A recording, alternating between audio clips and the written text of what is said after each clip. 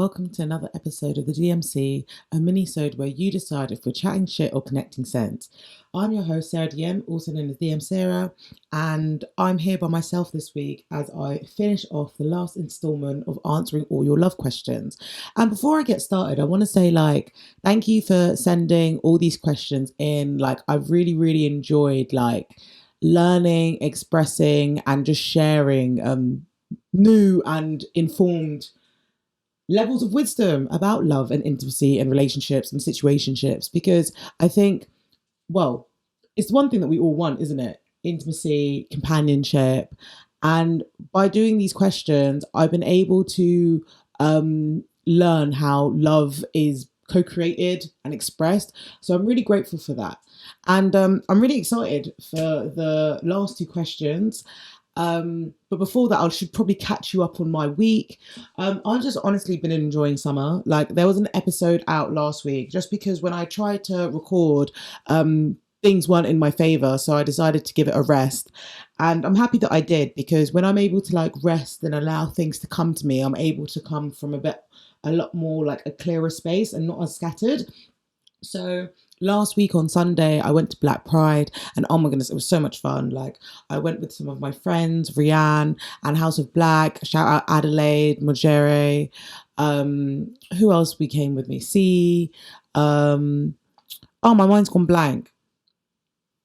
But it's really been really fun. I bumped into loads of people that I went to uni with, loads of people that I haven't seen since the last Black Pride in 2019. So it was really nice just to dance, vibe, chill, and just meet some new faces. One thing that I do say though about Black Pride, the music was too quiet. I feel like it was fun this year, but it also was very I wish I didn't have as many expectations, because if I didn't have that many expectations, I could just have enjoyed it the way it was, instead of thinking it was going to be the best day of my life. And from where it was just good and wasn't the best day of my life, I got sad, But I guess that's just they had a lot of pressure on them, to be fair. 2019 Black Pride was honestly sheer euphoria. The people who went get it. Honestly, it was so much fun. It was electric. Everyone was dancing. It was happy.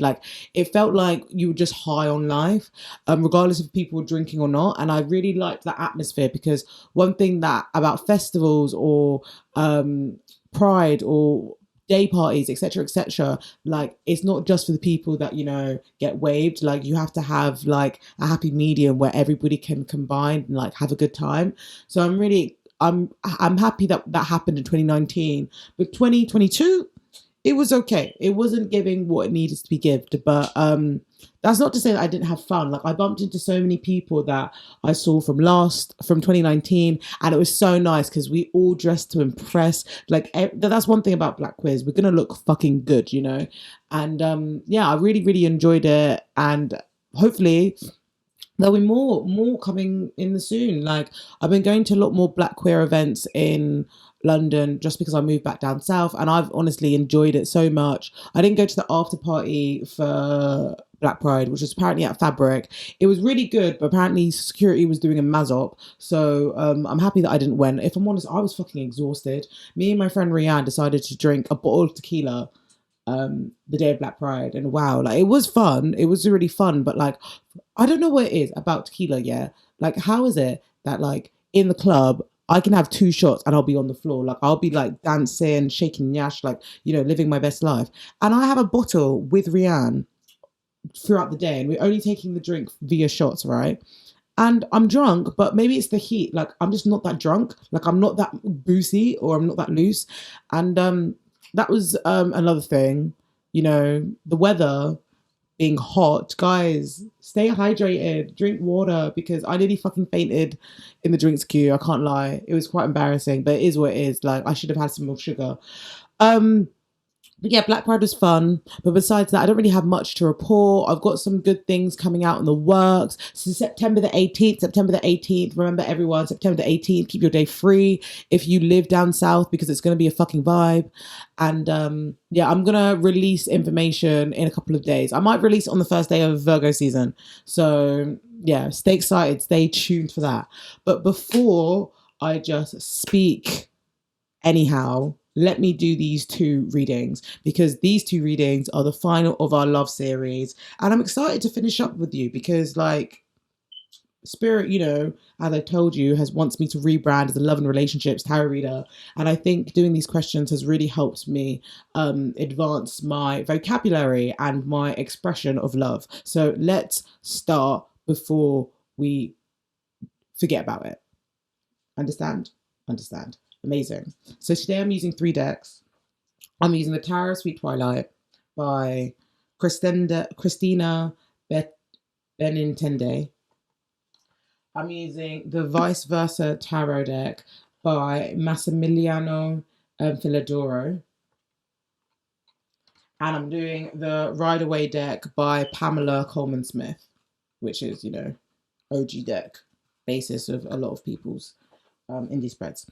And the first question that I have today is, are there any ways to recognize a love that you've met before?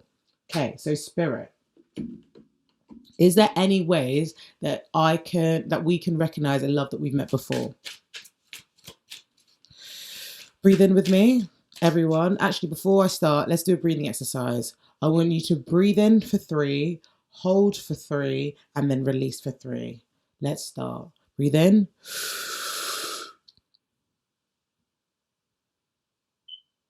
Hold. And release. And again, breathe in. Hold. And release. One more time. Breathe in.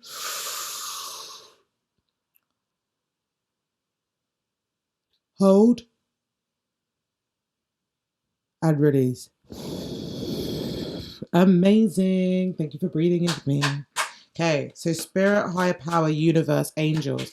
How are there ways of recognizing a love that we've met before? Are there ways of recognizing that there's a love that we've met before? Are there ways of recognizing a love that we've met before? Okay. Right. Is that...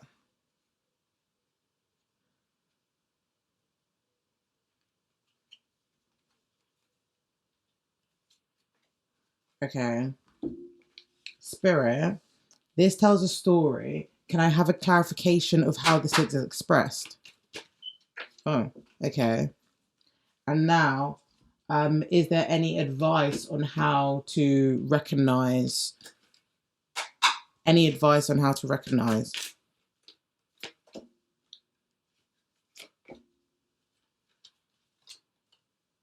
Okay, right. So we start off with the Vice Versa Tarot deck. In response to any ways that we can recognize a love that we've met before, we've got the 4 of Pentacles, we've got the 9 of Wands, and we got the Page of Cups. And this energy, we've got Earth, Fire, Water. I'll start with the 4 of Pentacles.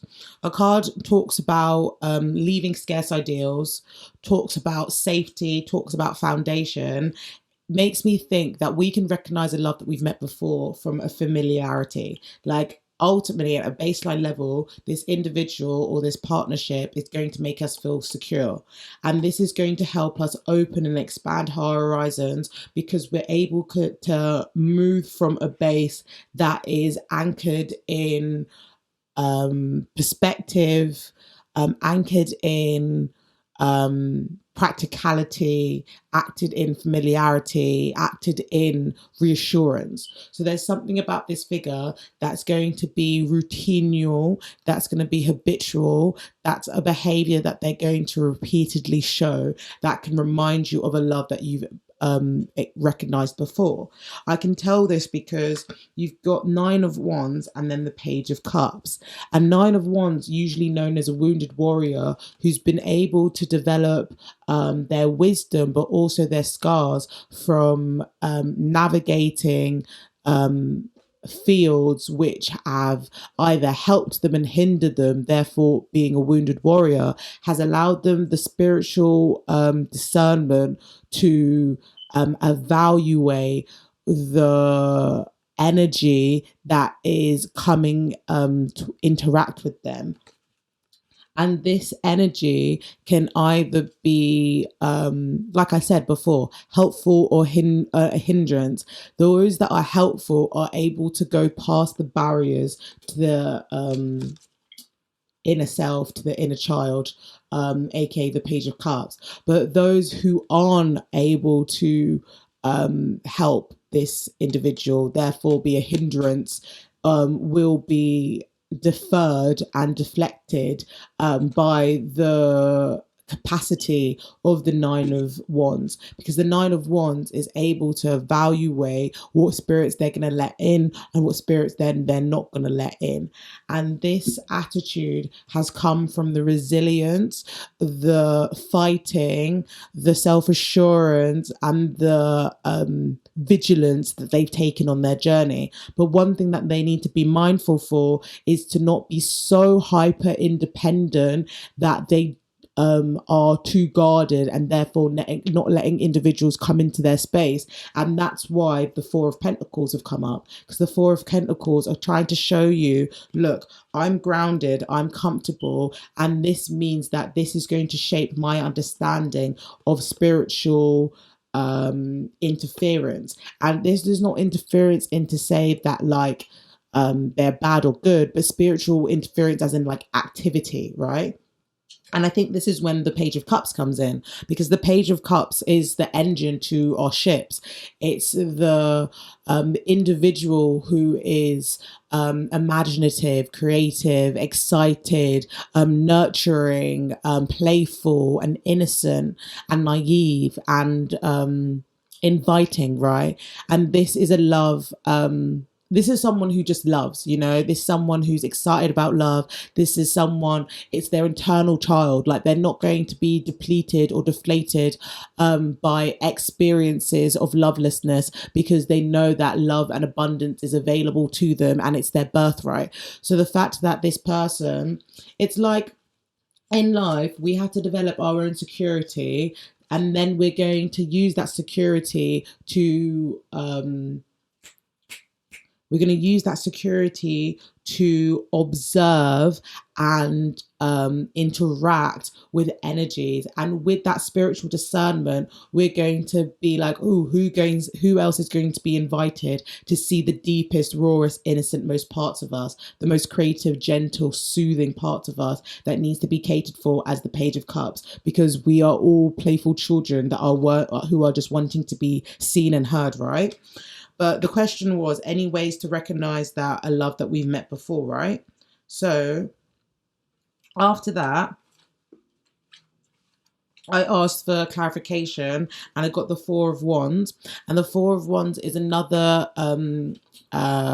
response about foundation. Like, what about the Four of Wands is or what about the Four of Wands or this love is affirming, I want to say consolidating, but also like anchoring in this foundational space. Like we've got two fours now, so it's definitely to do with foundation. There's a security and familiarity that you'll be able to recognize in the love that you've met before. And this is going to be a spiritual and a behavioral response, because they're going to be able to provide actions which back their intentions, and actions that back their energy. Like it might be as simple as like you recognizing it from the first time you meeting them, and then through the process of dating, they have a chance, an opportunity to show you how they love you, but show you how they've loved you before, because it will satisfy a familiar belief that was evoked in your spiritual team. Wow, that was, I need to get some water. That just flew out. Amazing. So, Four of Wands as the clarifier, showing harmony, um, celebrations, love, even potentially even marriage sometimes. But I think one thing that we have to recognize with love, especially with the Four of Pentacles and the Four of Wands, is the fact that we need to have the practical, routine, slow, enduring response and exciting response to love, because without the balance of the action that reflect someone's intentions and reflect someone's energy, we're just going to see this as a holiday romance. And like, that's not to say that holiday romances can't be loves that we've met before, but there's something that's really like exciting and like exciting about a holiday romance that can be like a match that goes out. And when it goes out, it's hard to find fuel to get that spark back, because if you burn something, it's irreversible, right? Even if you burn it again, like, it's not going to be what it was, what it once was. So my advice for maintaining relationships with individuals who you identify as loves that you've met before, it needs to be slow, it needs to be routinial, it needs to be an opportunity for expansion, because you take into consideration what both of your intentions and your actions are, which allow you to grow into the best opportunities for yourselves. It's like you're becoming the best container for yourselves, and with that being container, you can develop to be the best union. But I asked Spirit how specifically. They said Eight of Swords and the World. This is a personal mastery that will provide you a lesson that you can take for all your future relationships. It's like, you know how our early experiences can map our adult relationships later on. This belief system, or changing this belief system internally, will help you well, externally, but help you for the future. And I can say this because the Eight of Swords is a character who's normally tied up by their own belief system and their own truth and their own information, their own theory and strategy is most important to them, or that's their quest, right? So if it's that their quest, they're going to have to use these swords and cut them down, and therefore change the narrative to recreate change the narrative to help shape the recreation of their new identity. And this is backed up by the world, because you see the world crying, releasing tears that can go back into the container of said individual. Like, how are your internal beliefs helping the cycle of rejuvenation when you move into new life experiences? This message has gone a little bit esoteric, but we've got the Empress at the back of the deck. So this basically makes me believe that it's a nurturing of self that helps you get from one position to the next. But if we look specifically to your question of any ways to recognize a love that we've met before, it's going to be deeper than what you've experienced. They're going to invoke new emotions or familiar emotions that you haven't actually presently acknowledged, because it's like old feelings from previous lifetimes will resurface when you meet said partner that you've met before. I think the expansion isn't just going to be like you two physically traveling together, but I think they will expand your spirit. I think they will expand your boundaries. I think they will expand your worldview and help reshape you in a way that is a more all encompassing than what you've experienced before. And I think that's one way that you can recognize that you've met a love before. I'm just going to finish this reading with an oracle card message. And Spirit, higher power, angels, is there any ways that we can recognize a love that we've met before? Oh, loads of cards fell out, but my spirit isn't taking loads of cards today, so I take 2 max. Oh, right, damn.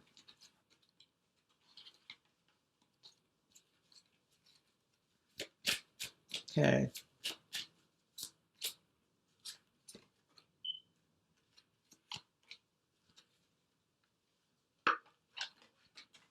So the first card I got was Pray.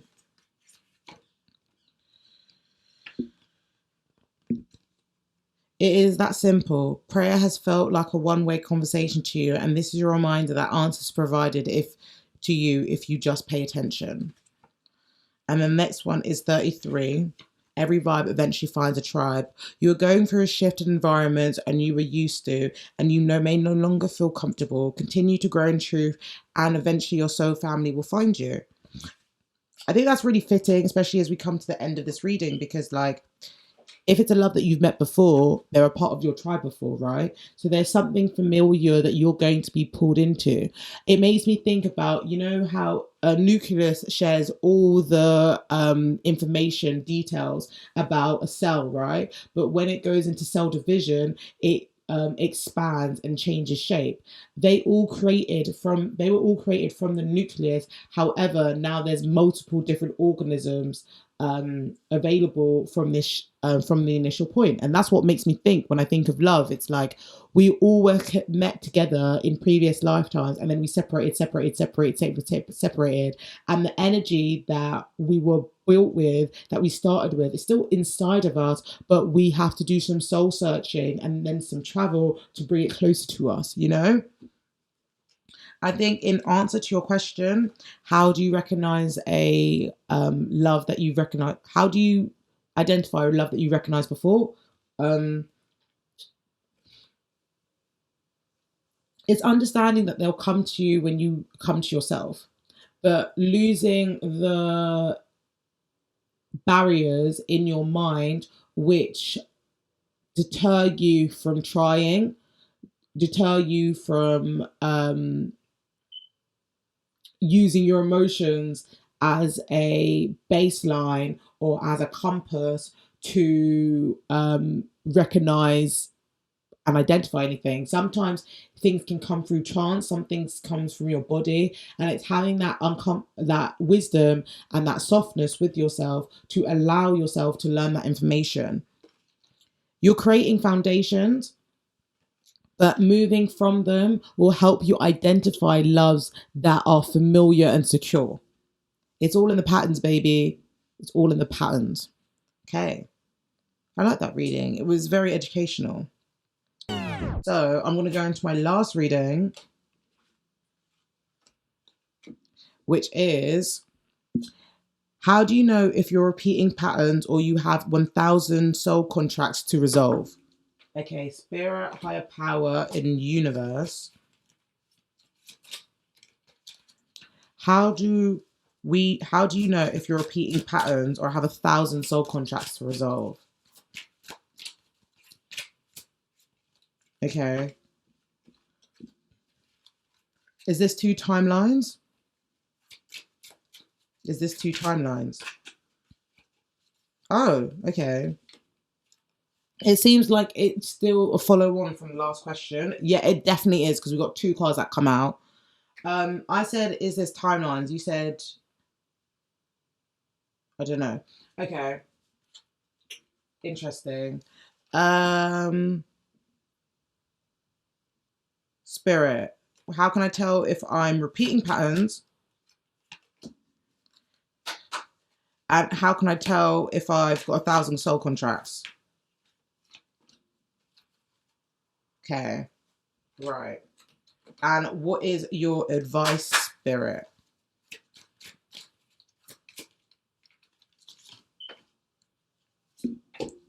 Okay. Right. Oh, we got we got two cards twice, and which are Temperance. And Temperance is cards that helps your spirit manifest in the physical, or your spirit express in the physical.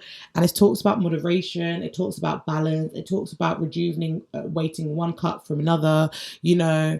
And I think with this card, like, I love it because you've got these wings that are greater than a picture, and it reminds you of the angels that support us when we can't even support ourselves, and leaning onto them when we are struggling to identify what's in our reality. And it's also understanding that just because common sense is available doesn't mean common sense is that common. So we need to rely on our faith and our wisdom and our alchemization, or the alchemy of the things that we create, to help us to a new day. So the question was, how do you know if you're repeating patterns or have thousand soul contracts to resolve? You're the Temperance. You've got the Queen of Pentacles reversed. Well, in the dark orientation, and you also have the Eight of Swords. And these two cards were in our last reading, which is the Four of Wands and the Eight of Swords, right?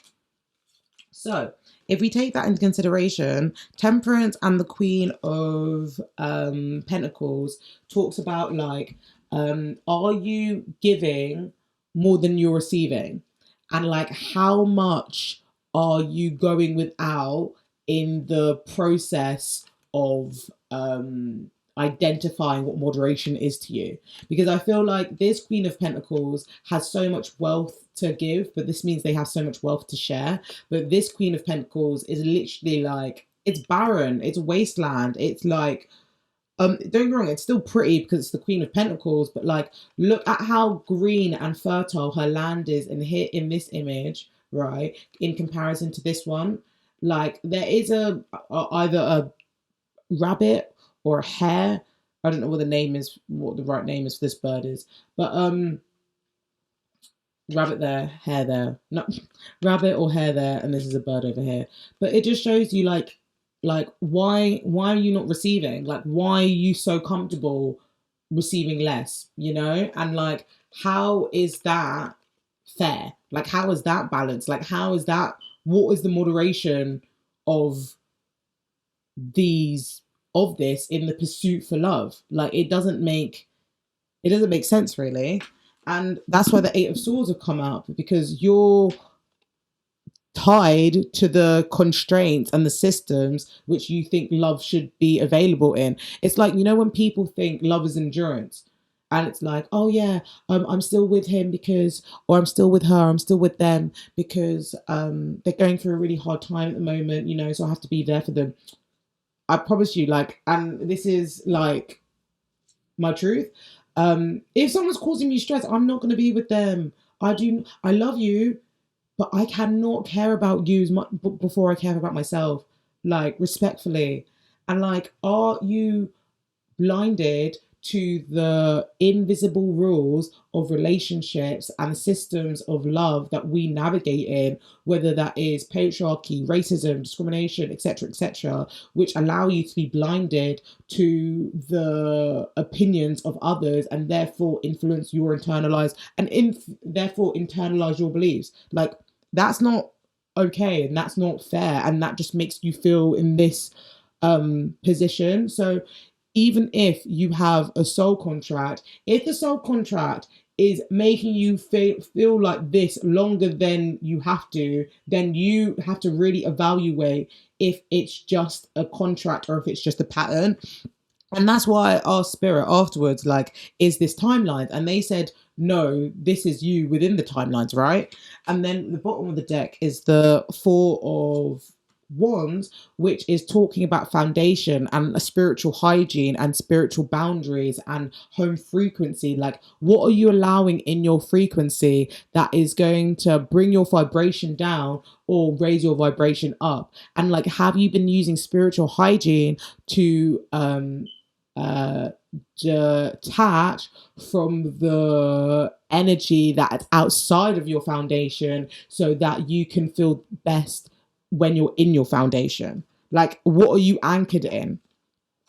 And Spirit, I asked like for two like sections. I basically said, are we repeating patterns?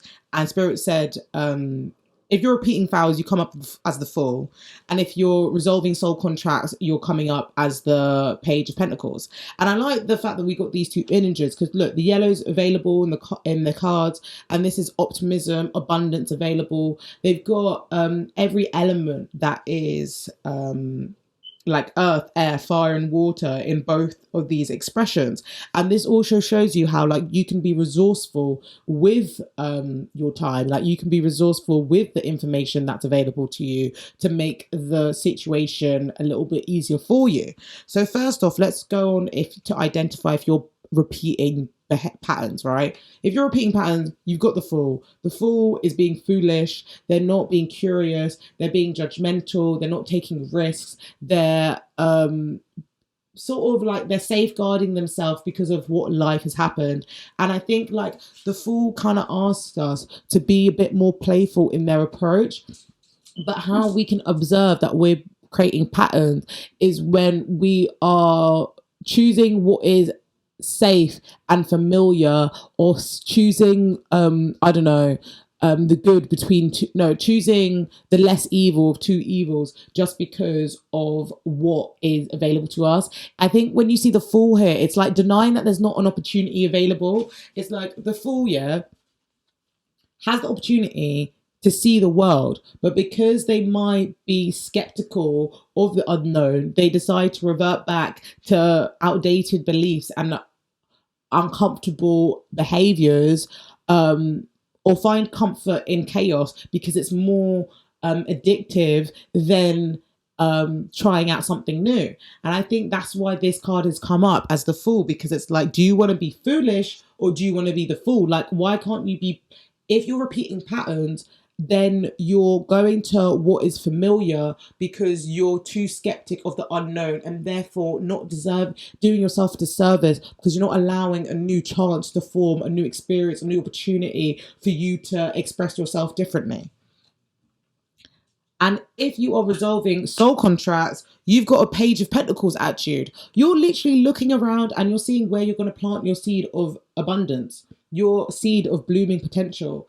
And like this energy is a bit more slow and nurtured. Like actually, that's a good example. I think the Fool's ruling ruling planet is Uranus, and that is a weird, wacky, like just elusive, like all over the place energy in comparison to the Page of Pentacles, who is mutable, who is dynamic, who's understanding, who's receptive. And it's like, if you want to observe yourself in a situation, look at your behavior and see how you are presenting. Are you coming across as a judgmental individual in the chaos, or are you coming across as the practical, adaptive character in perspective and energy? When I asked Spirit for advice, I got the Two of Swords, I got the Emperor, and I've got the Eight of Cups. And I think like, oh, and you also have again Temperance and the back. Like there is some moderation and understanding that needs to come with this change in belief, but you're going to have to also sit with your feelings and understand what's more important to you. Like you're in your waters, you're in your feelings, because you absorb so many. Like you need to stop absorbing the emotions of everyone around you, whether that's your parents or romantic partners or exes or friends. And you really just need to sit on your own and understand what makes you feel good and what makes you feel bad, and grow towards the things that make you feel good. Like the Emperor understands that you need to surrender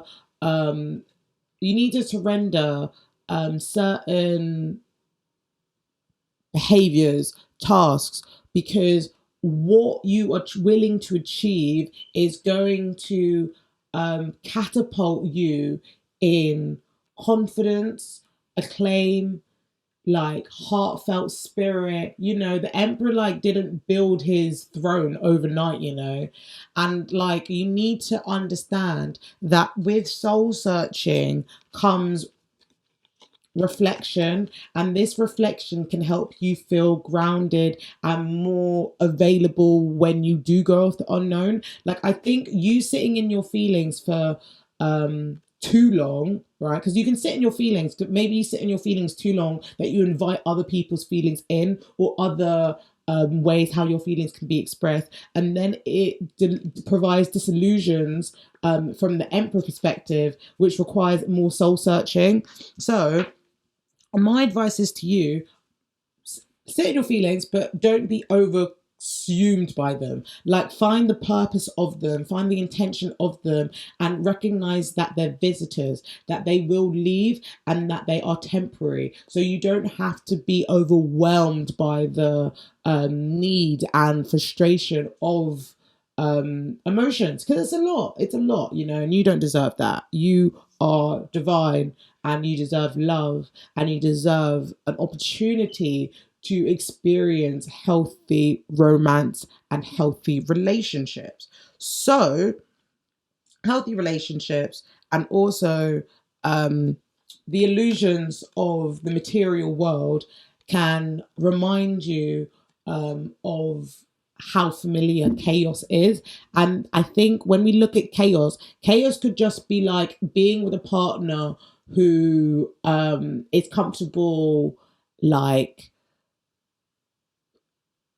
being overly moody with you. And I'm not saying that like we all experience moodiness, right? But let's say if you had a partner who is moody and the way they speak to you is unacceptable, but you're more comfortable dating that person who speaks to you, which is unacceptable, than talking to someone to you who's really, really considerate and empathetic and reassuring, because that scares you. Like, it's like being comfortable with toxic relationships or toxic experiences just because it excites you more than a boring sweet one, right? And that's what we're trying to change. We're trying to change our whole relationship to dating. We're trying to change our whole understanding of how romance and conversations and translating communications work. So with that means that we need to use the Emperor to assert our confidence where illusions may form, so that the soul searching can be receptive to the heart healing that is available to us. Oh, I'm gonna take some more water again because that was a fucking message. Damn. So, all in all, how do we what is the last message? How do you know if you're repeating patterns or have 1,000 soul contracts to resolve?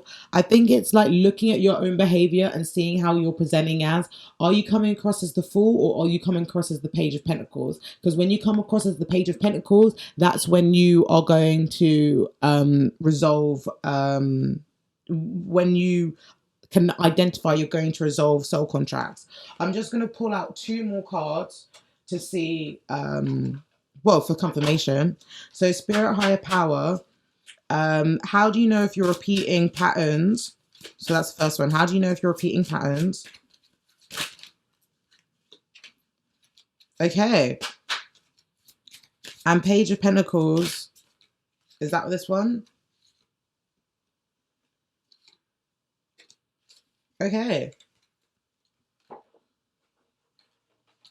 So this might be a bit specific to someone, but I'll go through how do you know you're repeating patterns. Okay, so repeating patterns, 26. Forgive yourself first.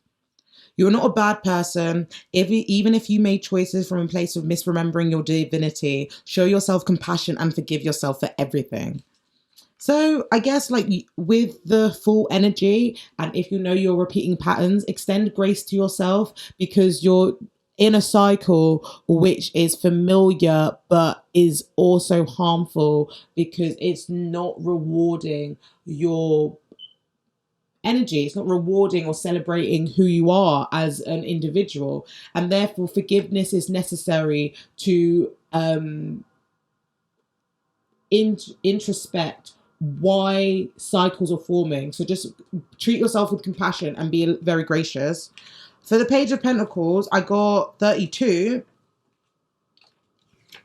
And that was, be the reason that someone smiles today. A kind word or a smile is enough to shift the energy to your immediate world. Putting kindness into the world increases the chances of kindness making its way back to you. I guess the soul contract is going to show you kindness and sweetness and compassion that can be expanded and increased by how much energy that you put into. So I do think like wherever your thirst is, wherever you're drawn to, put more energy into that, so then it can expand and grow and be created into this beautiful thing. Yeah, a lot of soul searching, a lot of foundational energy, but I'm very, very proud that you are taking the time to listen to this message, but also taking the time to better yourself, because that's all we love here. You know, DM Talks is all about personal development. So yeah, that is your tarot reading. I'm so grateful for you to join with me today. I've had such a pleasure reading for you. If you would like a personal love reading, you can find my service, Divine Partnerships, on my website, www.DM.Seerah.com, www.DM.Seerah.com. Yeah, check out the Spiritual Babes Discord group chat, where we talk about all communications, love, tarot readings, music, meditations, all of the good stuff there. So I just wanted to let you guys all know. Yeah, it's been amazingly reading for you. I'm so excited for the last couple of not tarot messages, the episodes to come out, because they're going to be so amazing. Like, I've smashed it this year. I'm really, really proud of myself for being consistent and for being honest and open with my journey. And yeah, it's all benefiting me now. But yeah, thank you for listening to me. I'm gonna love you and leave you, and enjoy the rest of my weekend. See you guys later. Bye. Bye.